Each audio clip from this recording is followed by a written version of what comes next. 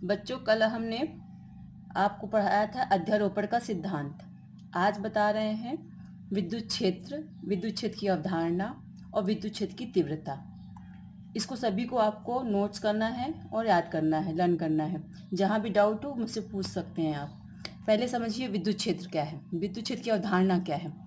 विद्युत क्षेत्र कोई आवेश के चारों ओर कोई अन्य आवेश रख दिया जाए तो वह जितना विद्युत बल अनुभव करता है वह उस आवेश का विद्युत क्षेत्र कहलाता है। मतलब बात समझ आई?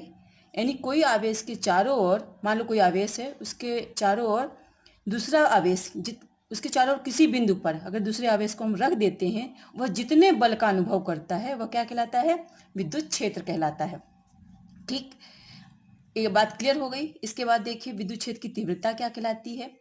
तो विद्युत क्षेत्र के किसी बिंदु पर एकांक धन आवेश जितने बल का अनुभव करता है उसी बिंदु को विद्युत क्षेत्र की तीव्रता कहते हैं।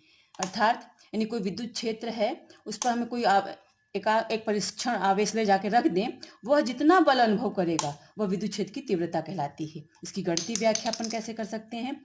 माना कोई विद्युत क्षेत्र ले लेते हैं, उसके किसी बिंदु पर एक परीक्षण आवेश हम ले जाते हैं Q0 तथा क्षेत्र द्वारा उस पर लगने वाला बल अगर F हो, तब उस बिंदु पर विद्युत क्षेत्र की तीव्रता को हम किस प्रकार डिफाइन कर सकते हैं? इस प्रकार E बराबर, E क्या है? विद्युत क्षेत्र की तीव्रता। E बराबर F बटे Q0, जहाँ F क्या है? प्रशिक्षण आवेश में क्षेत्र द्वारा लगने वाला बल, और Q0 क्या है? प्रशिक्षण आवेश है जिस पर हम प्रशिक्षण कर रहे हैं कि कितना बल लग रहा है। इसको सदिश रूप में भी व्यक्त कर सकते हैं, यानी E vector equal to F vector upon Q0।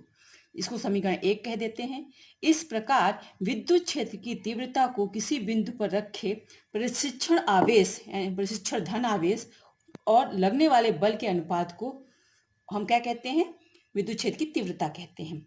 इसको डिफाइन किस प्रकार से कर सकते हैं? और दूसरे तरीके से इस समीकरण को 1 से देखिए, यहाँ पर क्या है? क्रॉस मल्टीप्लाई किया तो F बराबर क्या आ जाता है? E टाइम्स Q0 आ गया। या इसको सदिश रूप में लिखें तो F वेक्टर बराबर होगा E टाइम्स Q0। इस प्रकार विद्युत क्षेत्र की तीव्रता एक सदिश राशि है और इसकी दिशा किस तरह होगी? जिस दिशा पर बल लग रहा है। बात समझ आ गई है? ठीक, इस पर अब हम देखते हैं दूसरी चीज अपन यहाँ पर। अब इसका मात्रक देख लेते हैं। E बराबर F और Q0 होता है। अपन ने देखा E बराबर क्या हो रहा है? E बराबर F बटे Q0 से ही देखते हैं। तो E का मात्रक क्या होगा? F का मात्रक बटे Q का मात्रक। तो F का मात्रक क्या होता है? SI पद्धति में न्यूटन होता है और CGS में क्या होता है? डायन होता है। और Q का मात्रक क्या होता है? SI में कूलाम और CGS में स्थित कूलाम। तो SI में अगर निकाले इसका E का मात्रक तो न्यूटन प्रति बटे कूलाम होगा। इस प्रकार विद्युत क्षेत्र की तीव्रता का मात्रक क्या हो गया? न्यूटन प्रति कूलाम आ गया। अब इसकी बीमा राशि भी देख लेते हैं। तो बीमा राशि क्या होगा? समीकरण 1 से ही F की बीमा बटे Q की बीमा। तो F का बीमा क्या होगा? M/L/T-2। F क्या होता है? F मालूम होगा तुम लोग को, हमने 11th में पढ़ाया था। बल की परिभाषा क्या मालूम है आप लोग को?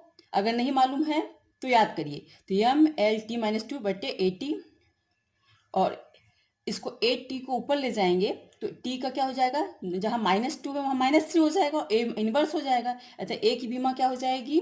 M/L/T⁻3A-1। ठीक है, इतना नोट कर लीजिएगा, इसको कंठस्थ कर लीजिएगा और इसको लिख के मुझे व्हाट्सएप पे भेजिएगा कि आपने नोट्स तैयार किया कि नहीं किया। ठीक है, ओके। अगले